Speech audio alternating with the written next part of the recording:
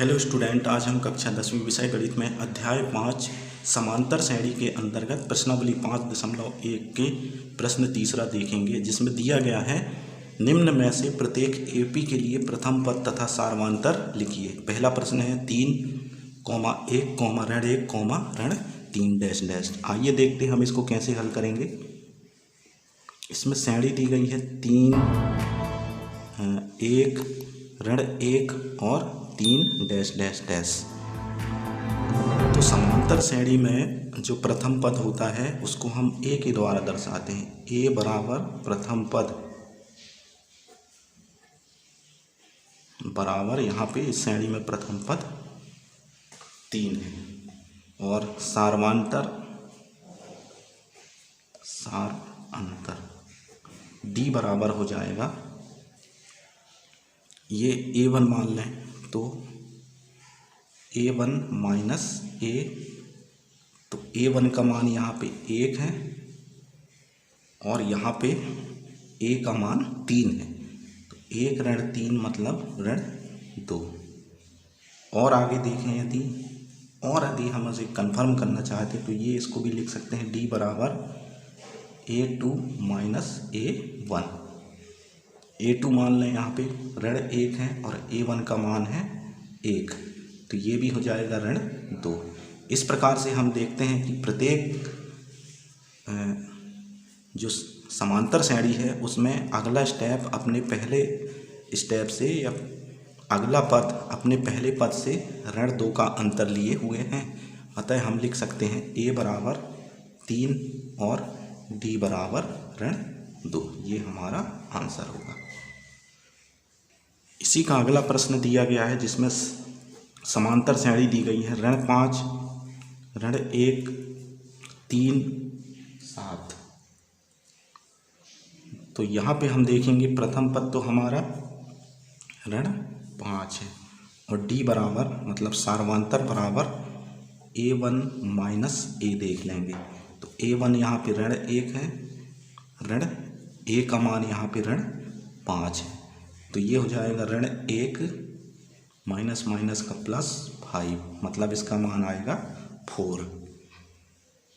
और देख लें इसको यदि हम, तो D बराबर A2 माइनस A1 से ये हो जाएगा A2 यहाँ पे 3 है और A1 का मान यहाँ पे ऋण माइनस यहाँ पे है, यहाँ पे ऋण 1, तो ये हो जाएगा 3 धन 1 बराबर 4। अतः हम लिख सकते हैं, अतः D बराबर 4 और A बराबर ऋण 5, ये हमारा आंसर होगा।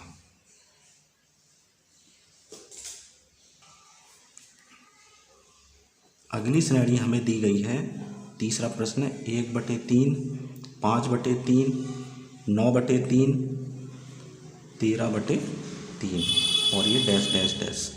तो यहाँ पे हम A बराबर प्रथम पद देख लेंगे 1/3 है और D बराबर देख लेंगे, इससे इसको घटाएंगे तो 5/3 ऋण 1/3, तो ये आ जाएगा हमारा 4/3। अगले के लिए भी देख लें तो D बराबर इससे इसको घटाएंगे तो आ जाएगा 9/3 ऋण 5/3 बराबर 4/3। अतः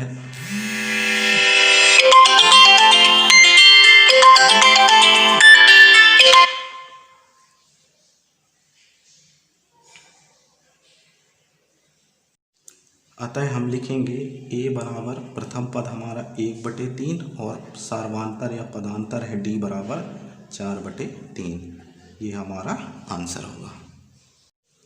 इसी क्रम में हमारा प्रश्न के आधार पर प्रश्न चौथे में श्रेणी दी गई है 0.6, 1.7, 2.8 और 3.9 डैश डैश डैश। तो यहाँ पे देख लेंगे प्रथम पद तो हमारा 0.6 आएगा। अब D बराबर देख लेंगे 1.7 ऋण 0.6, तो ये आ जाएगा हमारा 1.1। और अगले के लिए देखना चाहें तो ये भी हो जाएगा D बराबर 2.8 ऋण 1.7, तो ये भी हो जाएगा 1.1। अतः हम लिख सकते हैं, अतः इसका प्रथम पद हो जाएगा 0.6 और डी बराबर हो जाएगा 1.1। ये इसका आंसर होगा। इसी प्रश्नावली में प्रश्न चौथा देखेंगे, जिसमें दिया गया है निम्नलिखित में से कौन एपी है, तो इसका सार्वधातुक ज्ञात कीजिए और इसके प्रथम 3 पद और लिखिए। तो इसमें बहुत सारे प्रश्न हैं, जिसमें कुछ प्रश्नों को हल करके हम उसका तरीका जान लेंगे। आइए देखते हैं। इसमें पहला दिया गया है, जैसे दिया है, मतलब एपी दी गई है 2, 4, 8 और 16 है। तो इसके पूर्व में जो प्रश्न हमने देखा था उसमें ए और डी निकालना सीखे थे हम। तो यहाँ पे देख लेंगे ए बराबर प्रथम पद 2 है और डी बराबर देख लेंगे 4 ऋण 2 बराबर है 2। अगला देखेंगे डी बराबर फिर से 8 ऋण 4 बराबर 4। तो यहाँ पे हम देख रहे हैं कि हर बार जो सार्वधातुक है उसका मान अलग आ रहा है। तो समांतर श्रेणी की परिभाषा के अनुसार हर बार सार्वधातुक एक सा होना चाहिए, इसलिए यह अतः दी गई श्रेणी हम लिख सकते हैं, दी गई श्रेणी एपी नहीं है। इसी में हम तीसरा प्रश्न देखते हैं कि यह एपी है कि नहीं। हमें जो श्रेणी दी गई है वह है ऋण 1.2, ऋण 3.2, ऋण 5.2, ऋण 7.2। तो यहाँ पे देखेंगे प्रथम पद हमारा ऋण 1.2 है और डी बराबर निकाल लेंगे, कितना है ऋण 3.2। अगले पद से पहले वाले पद को घटाते हैं तो इससे हम सार्वधातुक निकालते हैं। तो ये हो जाएगा ऋण 1.2 बराबर ऋण 3.2 धन 1.2। तो ये आ जाएगा मान ऋण 2.0। और चेक कर लेंगे डी बराबर ऋण 5.2 ऋण 3.2। तो ये हो जाएगा ऋण 5.2 धन 3.2। तो इससे घटाएंगे तो ये हो जाएगा ऋण 2.0। और कंफर्म कर सकते हैं डी बराबर ऋण 7.2 ऋण 5.2। तो ये हो जाएगा ऋण 7.2 धन 5.2। तो ये भी आएगा ऋण 2.0। हर स्थिति में देख रहे हैं कि सार्वधातुक एक सा आ रहा है, अतः हम लिख सकते हैं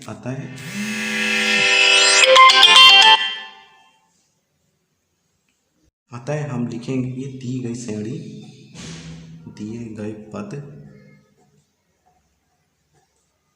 की श्रेणी एपी है।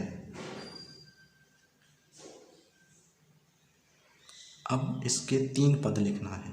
3 पद लिखना है मतलब अंतिम, इसका जो अंतिम पद है उसमें हमको ऋण 2 और जोड़ना है।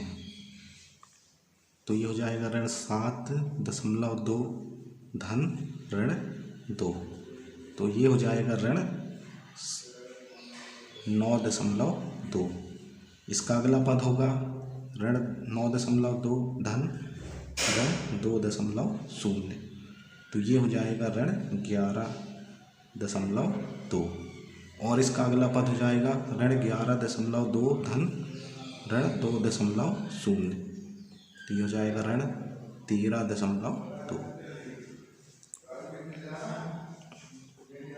अतः श्रेणी बराबर हो जाएगी ऋण 1.2, ऋण 3.2, ऋण 5.2, ऋण 7.2, ऋण 9.2, ऋण 11.2, ऋण 13.2। ये हमारा आंसर होगा।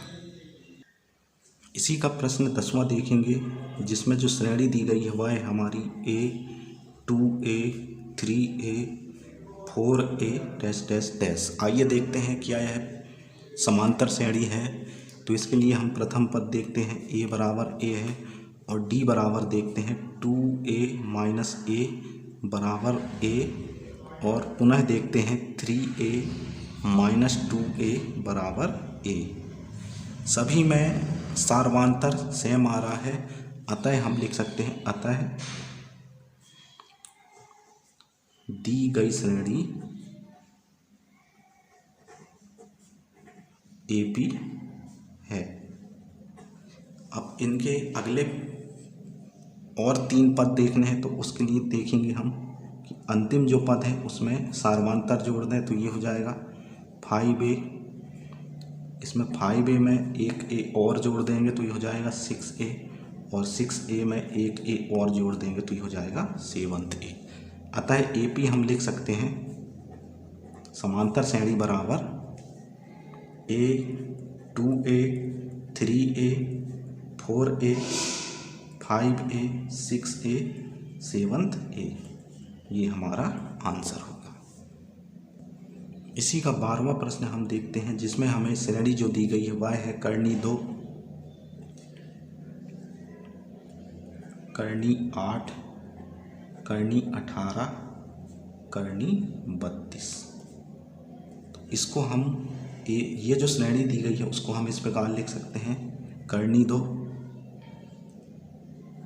2 कर्णी 2, 3 कर्णी 2, 4 कर्णी 2। ये हमने विभक्त किया तो 8 को 4 गुणित 2 लिख सकते हैं, 18 को 9 गुणित 2 और 32 को 16 गुणित 2 लिख सकते हैं। अब यहाँ पे देखते हैं प्रथम पद इसका कर्णी 2 है और D बराबर देखते हैं 2 कर्णी 2 ऋण कर्णी 2 बराबर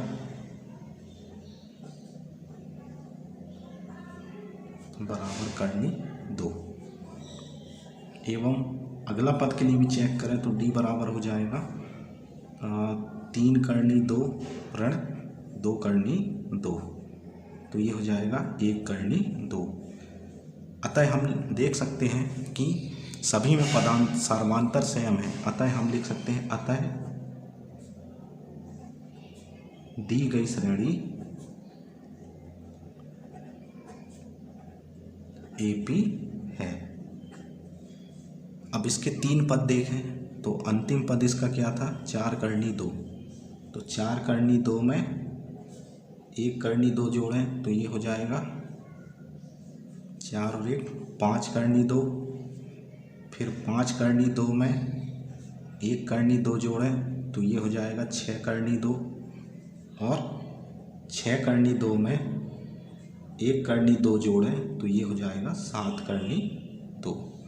अतः हम AP जब बनाएंगे तो AP बराबर हो जाएगा